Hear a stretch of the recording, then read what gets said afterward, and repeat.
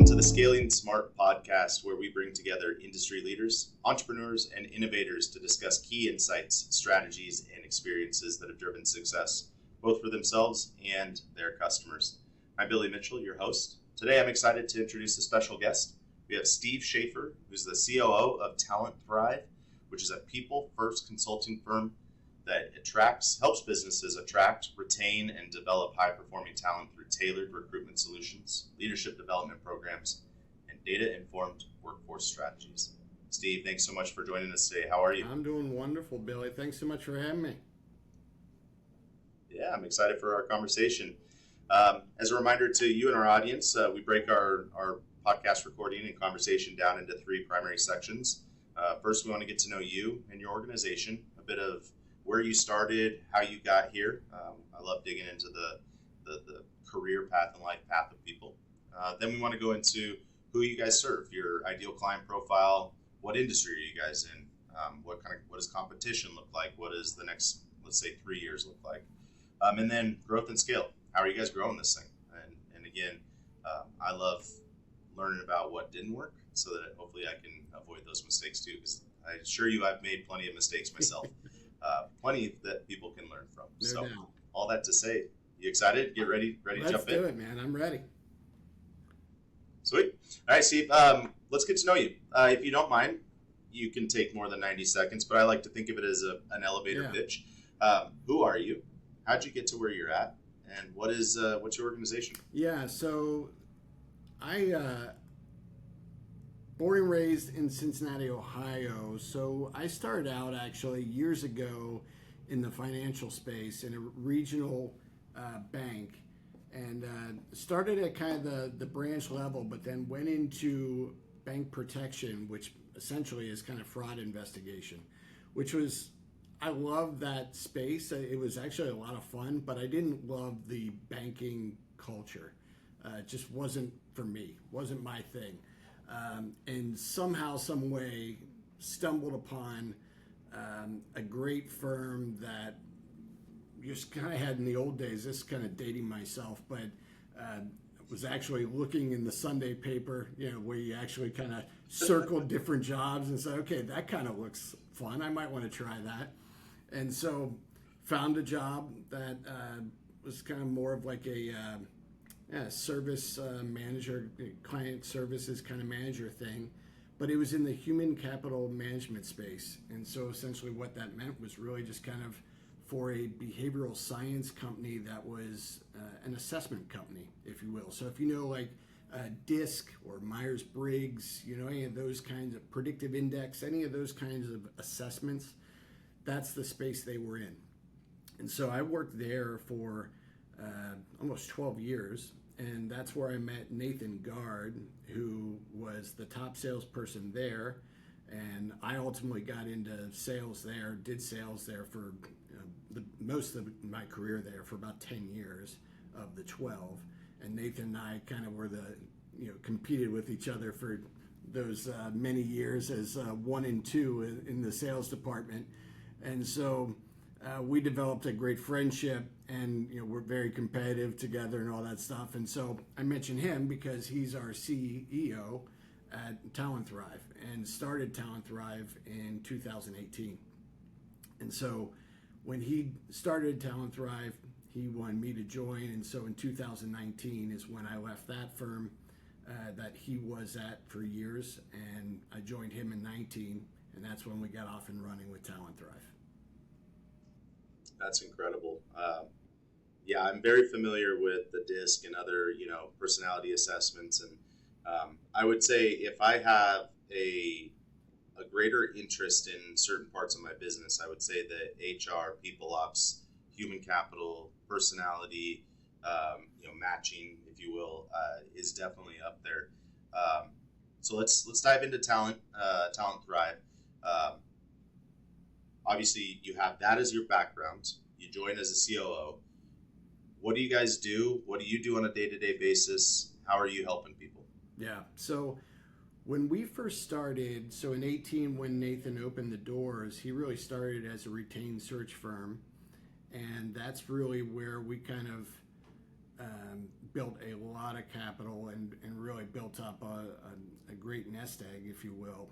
And so we were doing that from 18 up until this lovely little thing hit in early 2020 that we're all very familiar with, COVID. And so what was interesting about that, as terrible as obviously that was, what that allowed us to do was something that we knew we wanted to do, but it was a matter of timing, which was add a software play to our business that was outside of just the search side of our business.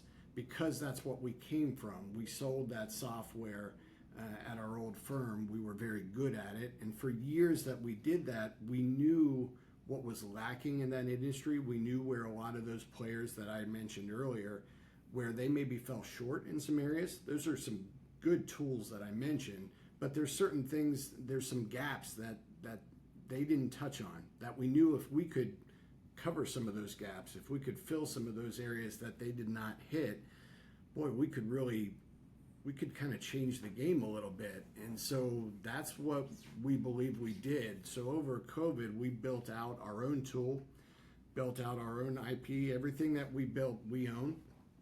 And so we're not the IT folks. We're the sales guys at the end of the day. We brought in the people that could build it, but we had the ideas, we knew the vision of what we wanted to build. We just brought in some of the folks that we knew from the past, that we had worked with, that had developed some of the same stuff. And we said, hey guys, this is what we want to do. We know how to build, we know what we want to build. We just need you to kind of program it and develop it, and off we go. So that's what we did. It took, it sounds easy, but it was 2.5 years plus to get it going. And then the real trick beyond that I won't bore you or go too nerdy with you on all the specifics, but the science of that is very important. If you don't have the validation of that tool, you go into the big organizations of the world, they're going to laugh you out of the room, right? You have to have that validation piece in place. So we had to have a third-party validation. We have the internal validation. So we got all that in place as well, which was a huge undertaking. So fast forward to about a year ago is when we really launched that software into the market. So we had been doing the search to kind of keep the lights on, so to speak, while we're building out this software and getting that done. And then about a year ago is when we really pushed out to the market and have been selling it since. And we've had a lot of success early on. Now I think some of that is because smartly we took it to some of those folks that knew us from our past and knew the product that we had sold before. We knew some of the, as I mentioned, some of the gaps that we were trying to fill, some of the things that they had even talked about in the past that, gosh, I wish this tool had this. And so we knew they needed that back then. Well, we addressed that issue with our new tool, said, hey, guess what? Remember when we talked and that tool didn't have that? Well, guess what? Ours does. And like, oh man, this is awesome. So it was a pretty easy sell. So we've started to build up a nice client base based on some of those conversations, some of those things that we knew they needed. And so while doing that, we're also trying to develop different channels of the business. So we're kind of going to market in a couple different ways. We have our B2B, but we also see an opportunity for individuals that may be struggling to have an understanding of where they fit. Maybe they are out of work currently and they're looking for that next role. And they just want to get a good snapshot of, all right, what are my strengths? What are my soft skills? What are the areas that I'm really good at? And what are the areas where I struggle? And how does that align to jobs? So when someone takes our snapshot, we call it our Talent Thrive snapshot. They take that, it takes 15 minutes to complete. Within 15 minutes, you're scaled against 75 competencies and over 100 job models. So you immediately start to see what kind of positions you are a better fit for versus others, and also what are those soft skills that you are a fit for. So they can start aligning that snapshot with their resume and start attaching that to their resume and send that out to employers, potential employers, and showing them something way beyond just a resume. That's objective data from an organization like ourselves to say, hey, here's some of my great skills that I have that's beyond just a resume of me telling you what I've done. And hopefully it's going to give them a leg up. That's incredible. I love the idea of going towards the individual. It actually opens up a lot of future development opportunities that you can start to serve them in different ways. So I'm sure that that's definitely going to be on the horizon as well. Let's talk for a moment. Let's talk about the business side, the B2B side. When you're approaching organizations, are you looking to talk with the HR directors? Are you looking to, or hiring managers? Are you looking at the COO level, department heads? Talk to me a little bit about who you're reaching out to, and then when they sign up with you or purchase the tool, the software, how are they utilizing it inside their organization on a day-to-day basis? Yeah, great question. So, it's the front end of your question, Billy, is I'm going to approach it gently because I love my HR folks, but we typically are trying to go into, obviously business owners are great. If we can get to the CEOs, business owners, C-suite, that's where we want to have those conversations. Now, ultimately, we are going to engage and really work day to day with the HR folks. That's who we are going to implement the tool with. But a lot of times the HR team or the HR leaders don't necessarily, they may not have the buying power or they may not have kind of some of the strategic vision of understanding, okay, how could this potentially impact other parts of the business? And so we often are engaging with VP of sales, business unit leaders, things of that nature to kind of have a little bit of a different conversation around, all right, what does this look like holistically versus just, okay, we're implementing a tool just to use it for a hiring piece of the puzzle. Because this tool really can be implemented across the board. It can be a snapshot of the entire organization, not just for hiring, but also for development. So the organization can use it when someone is looking for a role. They can use it for everyone internally, and not just one time, but this is something that can be, since it is a snapshot, we use that language on purpose. It is a little bit more of a snapshot of an individual. It's a snapshot of Billy right now. That means that when Billy works on something over the next year, Billy's going to change. And so some of your strengths or some of those areas where you want to grow a little bit more, if you develop those over the next year, those should start to get a little bit better. And so as you take it again, you take that Talent Thrive snapshot a year from now, those competencies, we should see some incremental growth. And as we do, then we look at it again and say, okay, we're good with those. What are the next set of competencies that we maybe want to look at? What are maybe one or two other competencies that are still a bit lower that you want to focus on for the next year? And so you continue to look at those other areas, and maybe there's a different job that you're looking to get 2 years from now or next year. Let's look at the competencies under that role. And so maybe you want to get a manager role, or you're looking for that executive position over the next several years. What are some of the competencies in that role that you want to start to focus on so you can better yourself and actually get to that position? So it's something that you want to be focusing on year over year. So we're targeting a number of different folks within the organization to get in. Now, as you know, it's, there's gatekeepers, there's all those wonderful folks you got to get past to get there. So we're not always successful in that route. And so we do have conversations. If we have to have those conversations with HR, there are plenty of HR people that get it and use these tools, and they understand the value. It's just whether or not they can actually make those decisions from a dollars and cents standpoint. Now, luckily with our tool, we've made it. That's the other piece of what we've done is we've made it from a subscription standpoint. We've made it very cost effective to where it's not something that's going to cost them so much money to where they should have some budget and some ability to pull the trigger on it, because it's not going to be very expensive for them to make that decision. That's great. And I was actually wondering how your pricing model was going to be playing into that, because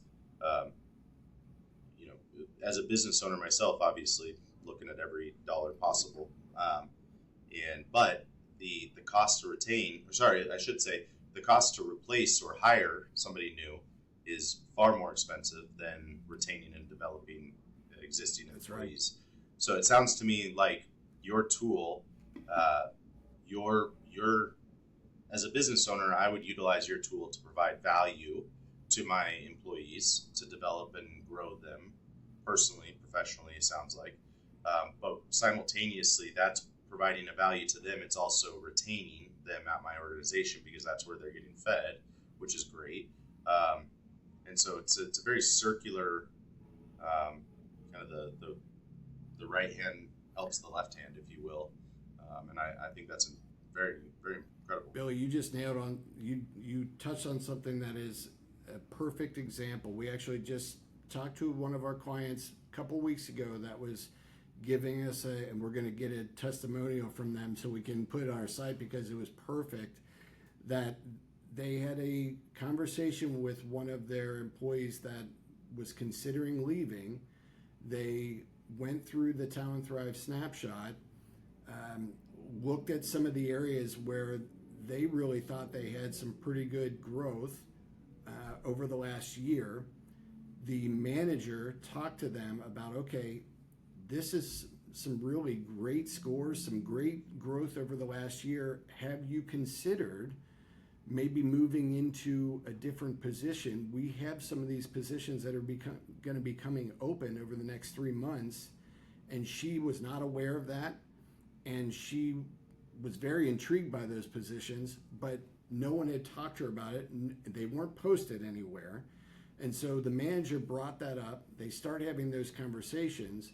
And because of that conversation, because of that engagement around that opportunity, there was then this renewed, energy and excitement about, okay, I've got another opportunity in this organization, as opposed to, I see where my ceiling is here and there's nowhere else for me to go. I'm going to start looking. And so it went from, I'm going to start looking, to I'm looking forward to staying here and getting in this next job. So yes, you're absolutely right. Awesome. It helps very much with retainment. That's great.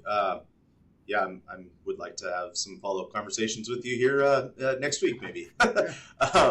So let's chat about the industry and where you guys are headed. I heard of tools that do some of the things that you're talking about, right? I don't know if I've necessarily come across an organization that has packaged it seemingly as well as you guys have. So talk to me a little bit about the industry. Who are your competitors? How are you standing above them? And then, I used to ask, what does the next 5 to 10 years look like for you and the organization? Yeah. But nowadays, 5 years is going to, like we were talking about with our children, right? 5 years is going to blow by. So let's look at the next 3 years. What's going to happen in the next 3 years? Wow, boy, wouldn't I love to know that exactly, right? That would be wonderful. But I'll give my best shot. And so here's what I think I know. I'll tell you what our plan is, and it's this.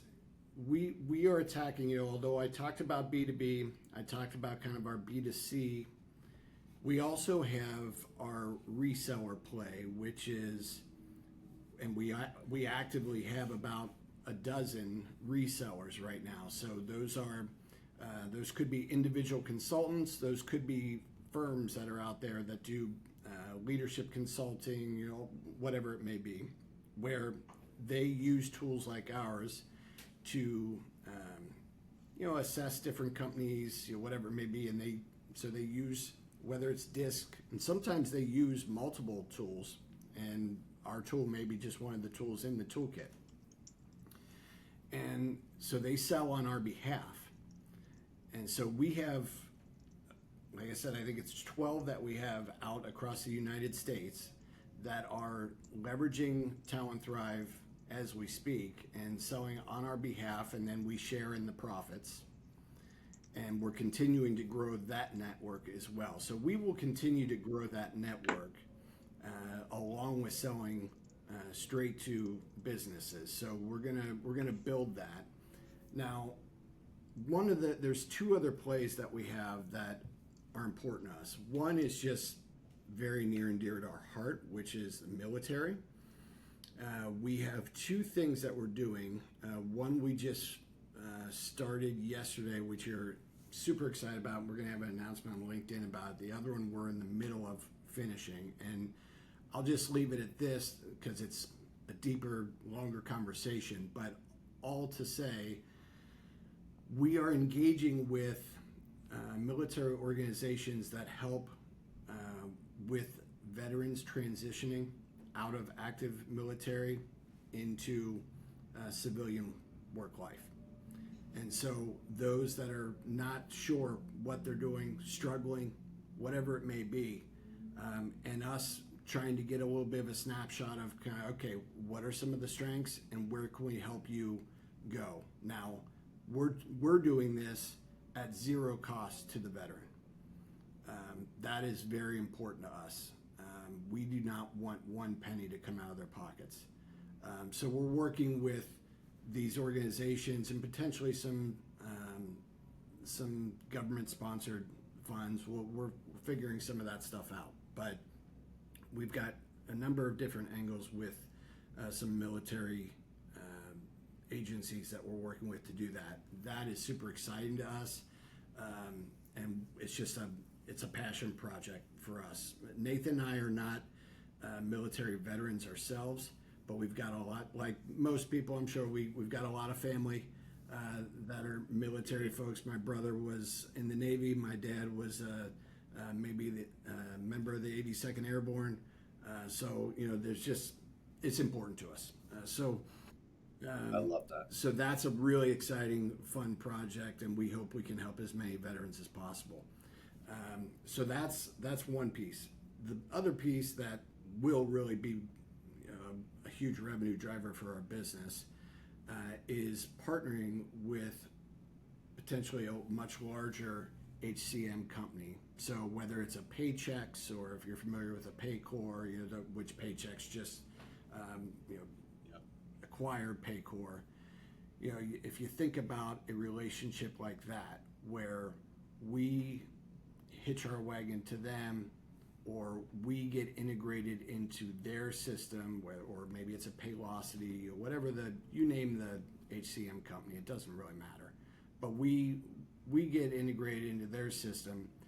They then offer our tool in their system, and they have hundreds of salespeople, boots on the ground, offering ours, and it's simply another $2 per employee or whatever it is to have our tool entered into their package. That's where we change the game, because someone like Paychex or Paycor, they've got 55,000 clients. So now you're talking a whole different ball game. So I think that's where we take it from, hey, we're doing pretty good, to holy smokes. So that's going to be one of the game changers, and we're having active conversations with some of those organizations now. That's incredible. I actually have somebody I need to introduce you to on the military side. So awesome. As a reminder, please remind me. I think having the connection that I want to make to you guys with this other company that is a nonprofit for vets, I think is going to be phenomenal for that. And I love the heart there. I think there's a lot of need, right, for integrating back. And like you said, me personally, I'm also not a vet, but I know a lot of them. I'm a big supporter of them. And so I think anything we can do to connect, help, and develop is going to be very powerful. So I will get you connected there. And then also, I have another company I want to introduce you to on that resell side, because I think that kind of lends itself actually really nice into my next question is, growth and scale. So the first part of the question is, what are you guys doing? How are you growing? How are you scaling? But on that partnership side, I really would like to dig into partnerships. Personally, I love growing through partnerships. So anywhere that I can see like, hey, there's some opportunity that, you've got a book of clients, I've got a book of clients. It's not going to be a 100% match, but maybe I've got a couple, maybe you've got a couple. We grow and, thrive together. I absolutely love that. So all that to say, marketing, sales, business development, what's working, what's not working, and then let's dive into partnerships. Yeah, and let's maybe talk a little bit about what is not working, because I'll just say it. I think it's important to talk about failures. I've failed a ton, and I think I wouldn't be where I am today if I hadn't fallen on my face a boatload. And maybe that's why I look as bad as I do. I don't know, but it's just a reality. But it's also why I'm trying to be humble when I say this, but it's true. It's also why I've been pretty successful. So I think one of the things that we candidly really have struggled with is, and this is early on, I think we've hit a little bit of a nice, we've hit a good flow here recently, but early on, Billy, we struggled with finding a firm or marketing firms that we could really trust to drive leads. I don't know if, I'm sure other companies struggle with this, right? But being able to find companies that truly, when they say, okay, they're gonna, you hear a lot of the same stuff. Oh yeah, we're gonna get you 20 leads a month, and by the week 2, week 3, you're gonna start seeing these leads just fly in, and all that stuff. And ultimately, it's month 2, you're not really seeing much of anything, and by midway through month 3, you're like, oh crap, we're spending $2,500, $3,000, whatever it is a month. And you dump a lot of time on the front end into building the messaging and working with their people so they understand how you want them to sound, when they're having calls and all this stuff. It's a lot of energy. It's a lot of time. And ultimately, if it goes south, then not only is it the money, the money's just, it's money, but it's just money. For me, I can make more money. I am never going to make more time. So to me, that's the killer. I'm never getting that time back. And so that's been something that has been so frustrating for us, and it's happened more than once. And so I don't know if any suggestions you have, or if you've had other folks you've talked to that have experienced that same kind of thing. That has been something that's been very frustrating for us, and we have failed at more than once. It's going to sound like a shameless plug, and I actually don't intend it, but you did ask. I started SearchLogic because so many agencies. Well, let me restate that just to make it a little bit more clear. It's an unfortunate reality of my industry, specifically in the paid media side of things, but digital advertising as a whole, that the moon is promised, and then there's just a complete letdown. And I joke in this, but it is also somewhat true. Really anybody with a laptop in a garage can start a digital marketing company, right? It doesn't make you good. And I think that the reality is that there's a lot of categories of organizations, and a big part of it does come down to how much are you able to invest into marketing, right? and where can we spend that money to get the greatest return within that stage of the sales funnel, right? And this is not a judgment necessarily, but if you only have $3, $4, $5,000 a month that you can spend on advertising or marketing of some sort, you really need to focus those dollars in, right? You really need to put as much of that power behind as few things as possible to maximize your return. You should not be looking at mid, maybe pushing into mid a little bit, but certainly upper mid to up top of funnel with small budgets, right? That's for organizations that have large budgets. They know that they have the time, as you mentioned, to invest this dollar, and 6 months from now, they're going to start to see the return. So the way that we would approach this with you is, and I say this more as a consultative perspective, we would say, okay, let's identify one or two things that we want to get success in, and let's go really deep into that. Because then the idea being, if we can show or prove success there, whether it's lead volume, more importantly, revenue generation, then we can say, okay, now let's take one step up, then one step up. I think all too often agencies in my industry, they want to push you as fast as possible rather than just incremental growth. The kind of that flywheel piece of it. That's certainly not everybody, but what you are saying is it's not new to me. I hear that quite a bit. And so, you're 100% right. I think with that being said, just in conversation, I have a few ideas we can talk about offline, but I think that narrowing in on a few things that really get in front of your audience, I think could be some really good ways to do it. So let's chat about that. But yeah, absolutely, narrowing in, I think is going to be really important for you.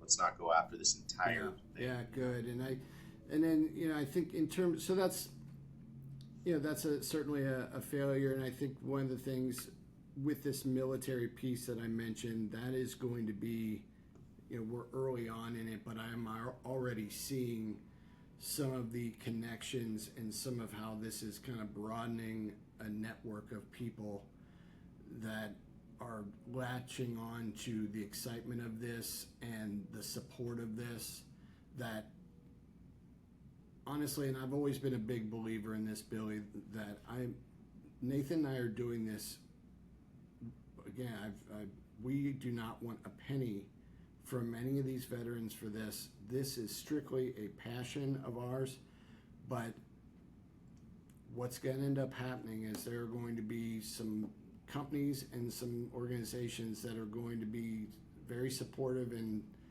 all that, and things are going to come back to us because of that. That's wonderful, but that's not the intention of this, but that's what's going to end up happening from this, and that's great. But that was not the intention of this. But I think that will happen. And I'm just a believer in that in general. The more you give and put out there in life, I think a lot of that comes back to you. And I think in this case, it's no different. So I think we're already seeing that. Now, that's not necessarily, that wasn't the strategy with this, right?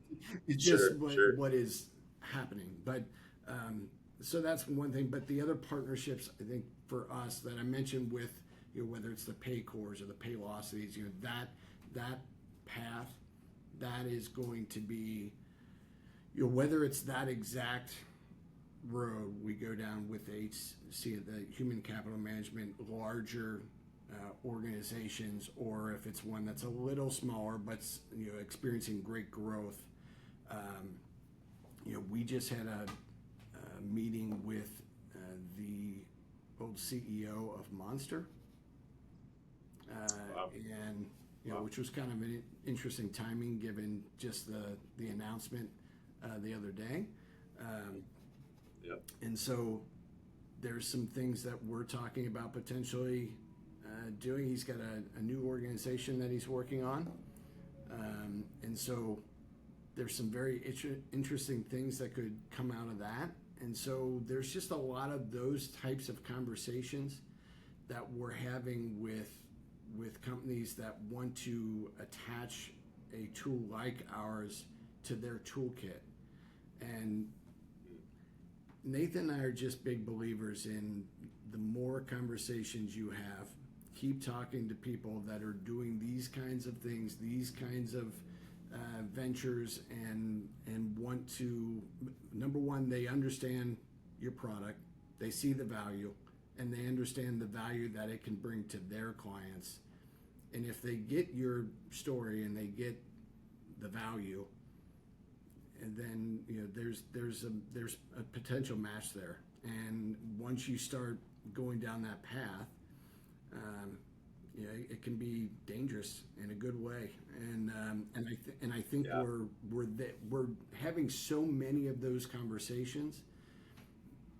There's going to be a number of them that are going to hit, and so it's a matter of time. Now, I'm not.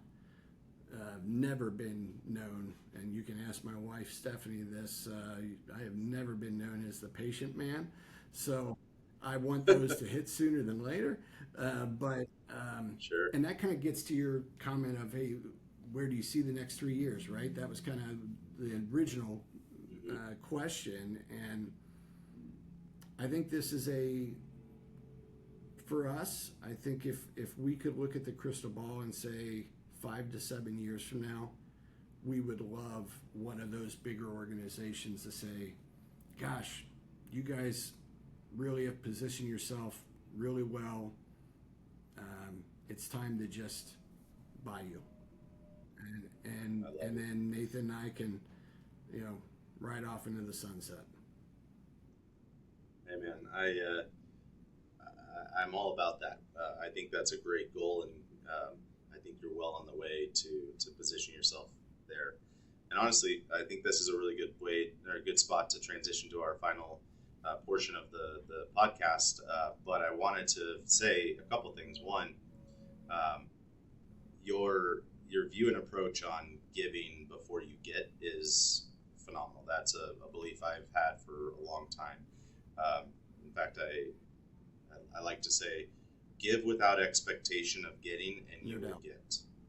It's a phenomenon that doesn't make sense, but I think it's valuable. And the funny part is, it's actually a little bit of what I wanted to chat with you later, based upon the conversation we just had. Was sometimes marketing in a space like yours, giving before you get is a really good way to get the ball going, and that could be content, it could be training, it could be there's a lot of different options, but it's a great way to build trust in an audience and a community that know, like, and trust you. So and then finally, the partnership view and how you work together, I think is incredible. So I love it, and honestly, this is a really good conversation, Steve. I appreciate it.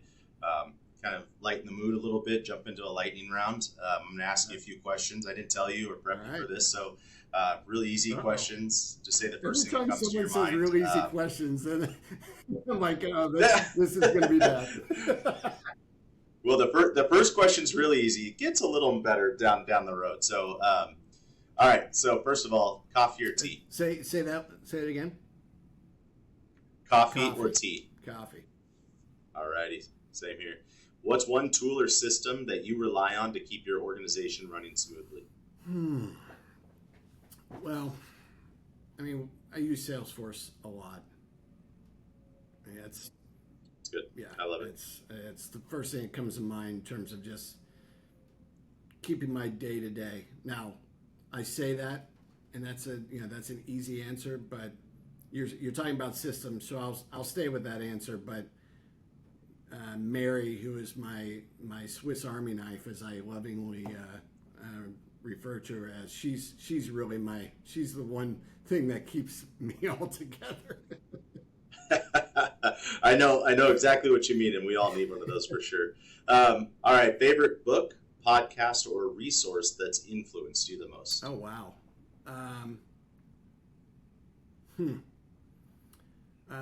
Think and Grow Rich. Great book. I think that was one. Fully. It's been years since I read it, but I think just when you say influence me, it was that time in my life when I read it. My mindset was very different. I had such a fear-based mentality around money, and just reading that really changed the way I thought about how I approach even just conversations about money, how I approach business and conversations around, going for no's, going for yeses in business. It totally changed. It flipped a switch for me. So That's yeah. good. I love it. Yep. It's a great one. I've read it several times. What's one bucket list item you've already checked off? Going to Australia, and I was fortunate to do it twice actually. Wow, very cool. I would love to go there. What's one goal you're still working on? I would love to be able to play a concert for over 1,000 people. Nice. That would be phenomenal. I hope that happens. All right. Last lightning round question. You can spend a little bit more time on this one if you need to, but what's one of the bigger challenges you faced in your career, and how has it shaped who you are and how you approach business?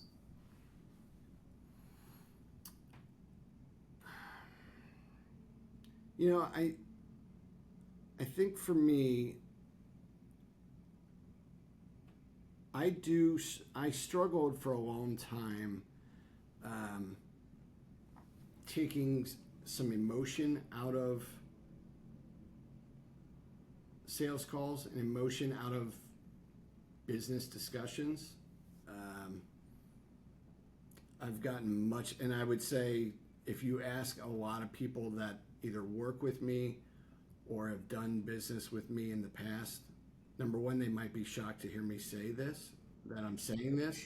Yep. And they'd probably be looking at me sideways right now, but it really affected like my ability to have good business conversations, and so I would either have to disengage from the conversation before I got too emotional, and so I didn't get to a result that I wanted because I couldn't even have the real conversation I wanted to, or I would get emotional and then I didn't get what I wanted anyway. So I worked on that for a long time, and so now I'm almost, maybe, if I'm being honest, maybe too much the other way. And that's why I say, a lot of people that work with me, they're like, man, you are just kind of hitting people over the head. You don't really care. I'm like, well, no, I do. do. It's just, I kind of have to keep this wall up sometimes, because I feel like if I don't, then maybe some of the old sappy Steve comes out, and yeah, I don't know if I want to go there. So that's good stuff, I think man. that's a challenge that I had to overcome to be able to be better at having tough conversations, and really being better at being a leader, because people are going to take advantage if you can't have tough conversation. That doesn't mean you have to be mean. It doesn't mean you have to say horrible things or treat people poorly. You just have to be able to be okay with saying no, or setting good boundaries. And I just struggled with that early on in leadership, and I've gotten much better at that, but also doing it in a very respectful and good way, to where people are still like, okay, yeah, I understand why he did that, and he wasn't a butthead about it. He was just, I get why he had to do it. So I think that's probably the thing I've had to work on the most. I love it. Finally, Steve, if our listeners want to connect with you, what's one of the best ways to do that? I've got cell phone and email. Cell phone 513-602-1210. Email Steve at talent-thrive.com. Wonderful. This has been great, Steve. I appreciate your time. For everybody else, this is a wrap of this episode of Scaling Smart. I'm your host, Billy Mitchell, and I want to thank you for tuning in to the Scaling Smart podcast, where we have conversations with real people who have real stories, who have learned how to scale smart.